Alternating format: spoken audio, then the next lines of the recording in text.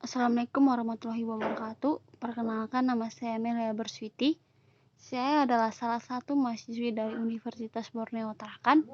Nah, di kesempatan kali ini saya akan mempresentasikan mengenai eksternalitas dalam mikroekonomi. Jadi menurut N. Gregory Mankiw, eksternalitas adalah dampak tindakan seseorang atau suatu pihak terhadap kesejahteraan atau kondisi orang atau pihak lain. Jika dampaknya merugikan, maka hal itu disebut eksternalitas negatif. Nah, sebaliknya, jika dampaknya menguntungkan, maka disebut eksternalitas positif. Atau dengan kata lain, eksternalitas juga dapat diartikan biaya atau manfaat yang timbul karena beberapa aktivitas atau transaksi yang ditimpakan atau dikenakan pada pihak lain di luar aktivitas atau transaksi itu. Kadang disebut dengan tumpahan atau efek lingkungan. Eksternalitas timbul karena tindakan konsumsi atau produksi dari satu pihak mempunyai pengaruh terhadap pihak lain yang tidak ada kompensasi yang diterima oleh pihak yang terkena dampak tersebut. Nah, di sini ada syarat terjadinya eksternalitas. Yang pertama, adanya pengaruh dari suatu tindakan, dan yang kedua, tidak adanya kompensasi yang diberikan atau diterima.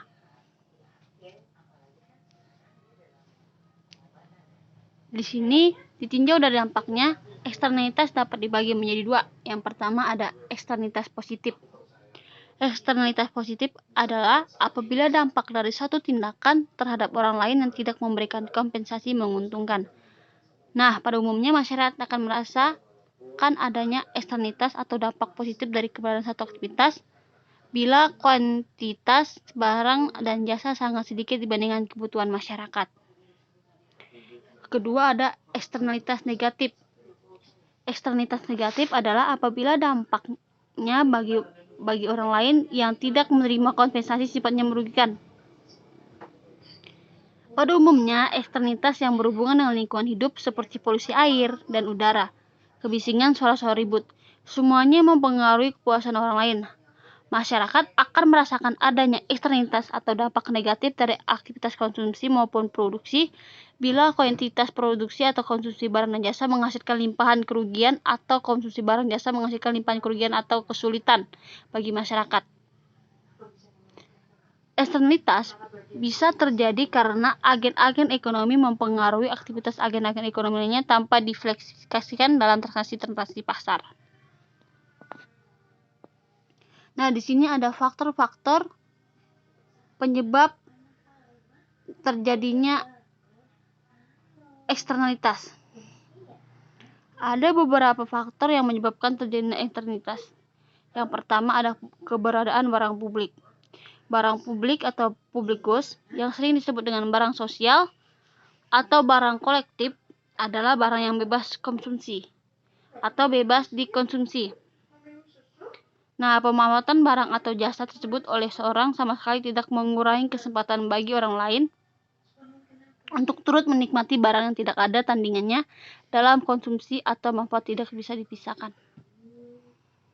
Barang publik memiliki dua karakteristik. Yang pertama tidak ada persaingan atau non-rival dalam konsumsi. Jadi suatu barang bersifat non-rival jika satu level produksi tertentu, biaya pembiayaan marginal kepada seorang konsumen tambahan adalah nol. Untuk kebanyakan barang yang disediakan secara swasta atau privat, biaya marginal untuk memproduksi barang tersebut secara lebih banyak adalah positif. Tetapi untuk sejenis jumlah barang, para konsumen tambahan tidak memberikan biaya.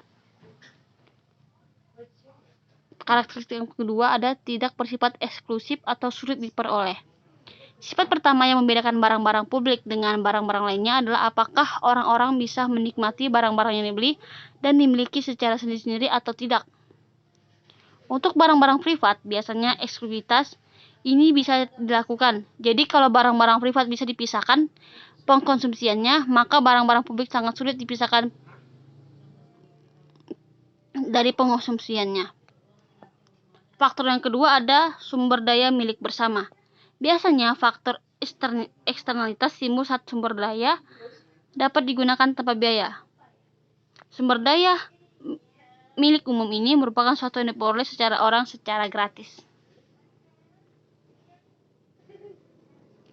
Di sini ada 3 solusi untuk mengatasi eksternalitas.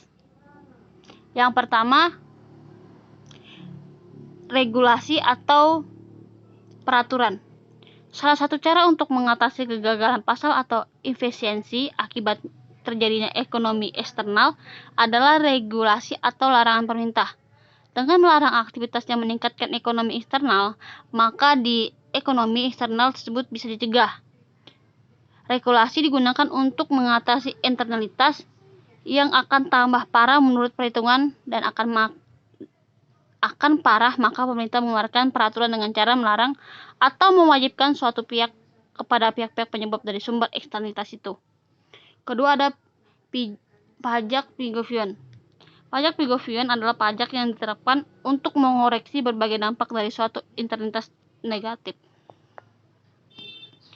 Di sini pemerintah dapat melakukan kebijakan dengan pendekatan pasar, yaitu pemerintah akan memberikan insentif yang besar kepada perusahaan yang memberikan eksternalitas positif dan mengenakan pajak yang besar kepada perusahaan yang eksternalitasnya negatifnya lebih besar. Solusi yang ketiga ada pendekatan sosial. Pendekatan ini tidak melibatkan pemerintah, akan tetapi perusahaanlah yang lebih aktif memberikan bantuan kepada masyarakat sekitarnya atau mempertimbangkan akan adanya kerugian masyarakat karena beroperasinya perusahaan mereka. Nah, sekian dari presentasi saya di video kali ini. Mohon maaf jika ada salah-salah kata. Terima kasih.